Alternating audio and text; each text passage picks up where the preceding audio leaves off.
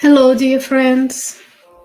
Welcome. What a blessing to be with you this morning. Today, if you're watching this live or on demand, welcome. We're here for another chapter from the book Calmness by the Spirit Emmanuel through the mediumship of Francisco Candido Xavier.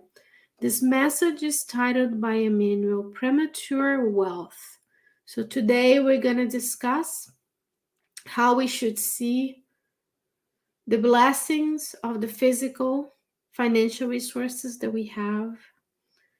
And we're going to be invited to think about, are we having what we need at this time? Are we content and satisfied with what we have?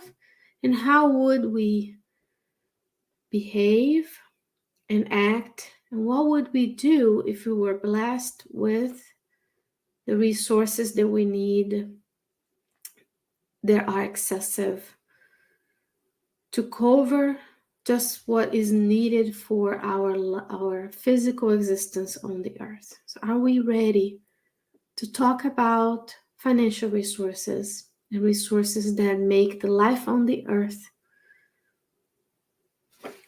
more comfortable for all of us? So that's the invitation of Emmanuel this morning, and he's going to tell us valuable objects and documents that perhaps would guarantee material resources for a long time disappear. You miss the opportunity to guarantee a solid pension in the days of the future or future days when your body perhaps would no longer help you work for your own sustenance. Solely because of someone's inattention or because your memory would not help you to remember details related to the subject. Do not allow yourself to disrupt your thoughts for this reason. Let's finish this. Stop talking right now about this beginning of this chapter. So he's saying, perhaps we didn't save as much money. Perhaps what we had that we thought valuable, or what it is valuable in this society at this time, disappeared. Let's say someone is unfortunate and leaves, or unfortunate, or chooses to live in an area that is prone to floods and hurricanes, and then a storm comes and now they don't have the valuable objects anymore. Or we worked but we didn't save enough for our old age. What should we do? He says, don't allow yourself to have these disrupted thoughts or be feeling anxious and feel desperate, because that's sometimes what happens when we lose something of value in this world, is we go to despair, because we know that having material resources make this life on this planet of trials and expiations more comfortable. And sometimes our society, which includes ourselves, remember the cultural values where we live in includes each and every spirit that is incarnated on the earth, and the spirits or the souls, and the spirits who live in around us also share those values. So sometimes we put a lot of emphasis and importance on the material resources. And I'm not I'm not saying there aren't important material resources. Like, of course, we want everybody to have a home. We want everybody to have food, shelter, clothing. We want everybody to have education and a school, a physical school to go to, right? I'm not saying to dismiss the material. But if we were to lose the material things we have, or realize we haven't saved enough, he says, don't despair. He will say, possibly zealous and attentive spiritual friends would have helped you to lose advantages for your own benefit. How many times we lose something and we think that's for our own benefit? At the moment of the loss, it may feel like an injustice. And then later decades, you would see that the job loss, that relationship ending was actually and opening of many other doors and possibilities, but it takes time and maturity and wisdom to do so. And Emmanuel says to us, ask yourself if you would actually be in a position to work if your life was supported by excessive money. If today you won the lottery, very low chances of winning, by the way, the odds are really against us. Would you work? Would you hoard the money for yourself, or would you actually do something for the benefit of everyone? Many of us would just stay with the money, enjoy the money, and perhaps forget that there is needs around us, right? Some would, some others would give it all away. And research shows that people who win the lottery is most likely to lose everything after a while anyways, because of the lack of discipline and planning, as he's going to mention to us in the other life. This is one example. You could receive an inheritance. You maybe found something valuable you sold, or you found that you could cut your expenses so low that you didn't have to work. But it's work. It's a law. It's the third part of the Spirit's book. So he's asking, ask yourself if you actually be in a position to work if your life was supported by excessive money. Meditate on the situation of relatives to whom perhaps the excesses of financial resources would distance themselves of the obligation to serve, with the aggravation of inducing them, or us in this case, to the dangers of golden idleness. And relatives here in the manner of parents, meditate on the situation of parents. Sometimes they have the excesses of financial resources and distance us or their children from the obligation to serve. Because we want to give to our offspring as much as we can. We say, I don't want them to go through the difficulties I had. And that's a very valuable and noble sentiment. But there is an obligation to serve. There's a love work. And sometimes he says here, aggravation of inducing the offspring or the children to the dangers of golden idleness. How many? And this doesn't take too long for us to find examples in our society of family situations where the children are endowed with a lot of money and they are falling into the dangers of idleness, because we need to have a purpose. We need to use the resources that we were granted as a loan from the Father to help one another. He says here, recall those whose lack of preparation to save money and manage it. Because when we're talking about having the money, we need to know to prepare the children. If you have a lot of money to leave, congratulations, you have the responsibility of preparing and teaching the offspring how to manage the money. Money is a concession from God. There's a whole book about money from the Spirit Emmanuel, titled Money, published. You can get it on the United States Spiritist Federation. Emmanuel, I'll repeat this part of the message. Recall those whose lack of preparation to save money and manage it place them in ruinous segregation in the face of fear of losing the supposed superiority in which they would live. So when folks have money, they have more things, they have a more comfortable life. Society puts them on a higher pedestal than everybody else. We all want to be them because we envision that having more makes life easier. And to a certain extent, it makes it easier. Because if you have enough to live, maybe have a car, you don't have to take the subway. If you have enough to live, the stress of providing for your family and feeding them is much lower. So your levels of inflammation in your physical body are lower. You have a healthier life. If you have enough resources, you're not worrying about your house being taken away. You can pay your rent. we can breathe easier. So, to a certain extent, more resources make this life on this planet easier. But it's also the responsibility of doing well and managing the money. Because imagine if you work, you accumulate, then you give it to those who are unprepared because we induce them to the dangers of golden idleness. We said, no, my children aren't going to work. I have enough for them. And then they don't know what to do with it. And they get lost in using that money, not for the benefit of their families and others, but to the ruining of their family and others. The next paragraph is about envy and spite on part of those who have not yet learned to respect because they see you keeping your fortune out of circulation without use to anybody. How many of us envy? If we're being honest, envy folks who have a lot of money and they hoard the money.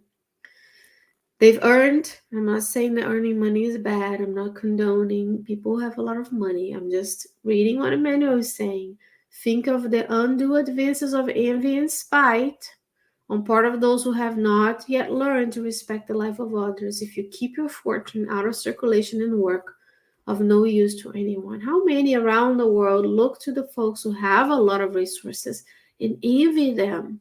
Now their thought pattern, their emotional pattern is sending that energy out into the universe that will reach and perhaps negatively impact the health of those who have the money, because our thoughts travel all throughout the universal cosmic fluid. We are immersed in the vibrations of the universal cosmic fluid. We are in attunement with those vibrational levels where we find ourselves.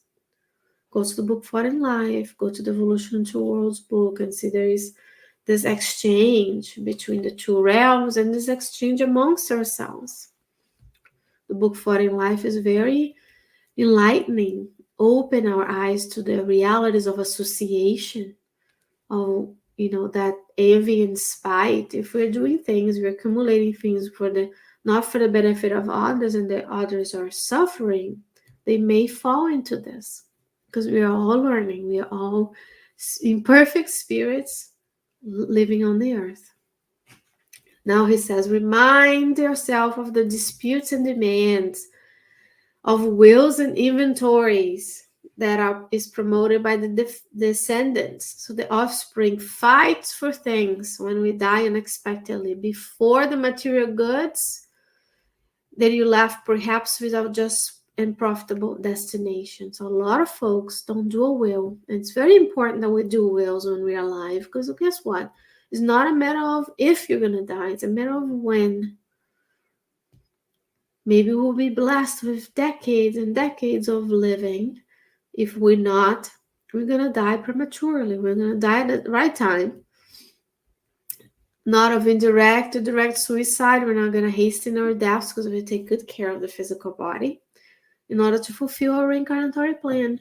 But a lot of folks don't think about what's going to happen with my things when I die. Am I leaving for others? And we need to discuss this. We need to talk also about, I work in a hospital. We need to talk about, as a scientist, it's hard to talk to people about wills, about their planning for the future, because we want to think we are immortal. The spirit is immortal, the physical body perishes. So if you find yourselves in an accident and you have other ones, they are counting on you to feed them, you need to write a will and do a power of attorney for healthcare. You need to advance directive. You want to tell your loved ones what you want and what you don't want it done to you when that situation comes. Who's going to take care of your children, of your possessions? Who's going to feed the dog and feed the children? So those are things we need to think about. We need to live and try to extend. If we're going to fulfill our plan, if our plan is for 90 years, we need to live mindfully for those 90 years. But God can call us back to the true home at any time. And if we don't have that, then we leave disputes and discord and demands in our descendants. Now we're creating problems. We're creating things that could have been resolved when we were alive. So we need to do today. And then we are co-creating that dispute because we amassed so much resource and we didn't tell where that resource needs to go. So that's important to think about. And that's Emmanuel talking to us. If you're joining us, just know this is from the book Calmness by the Spirit Emmanuel. The Spirit Society of Richmond has translated this book. We have revised it, and now we are bringing study sessions to you in collaboration, for you in collaboration with Kardec Radio. So those are not my words. Those are words of Emmanuel. Remind yourself of the disputes and demands of wills and inventories by your descendants in the event of your unexpected death. And he's calling us to say, okay, we want to be rich, we want to have things. Are we ready?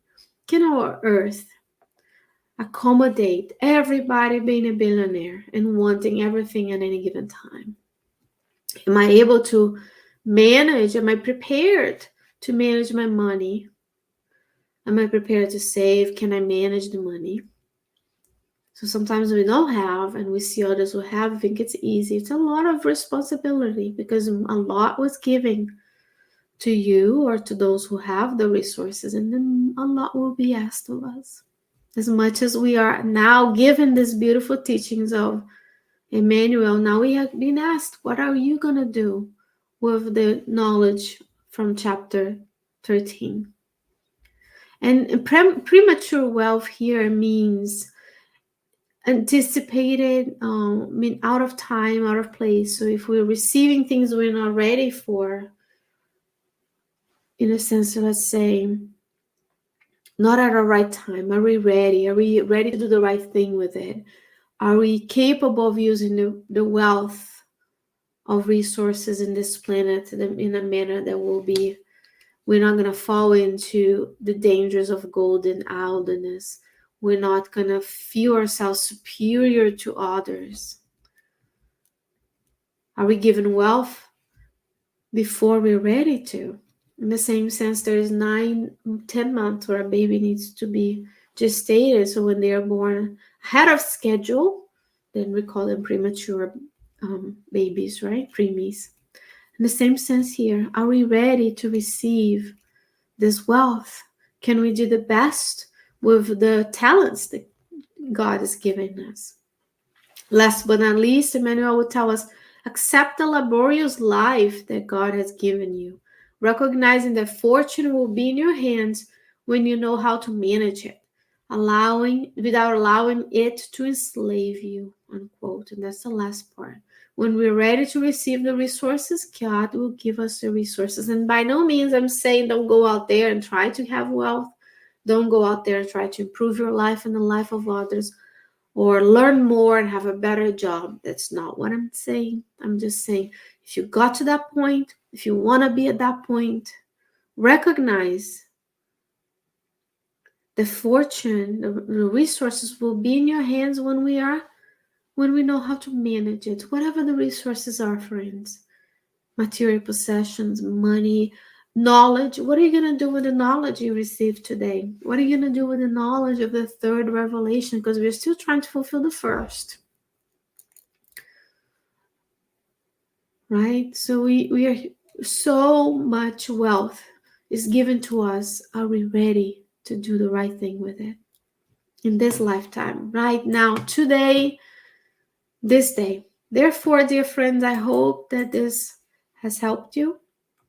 I hope that between now and the next time we're together, God willing, I'll see you next week with another chapter from the book Calmness by the Spirit, Emmanuel, through the mediumship of Francisco Candido Xavier.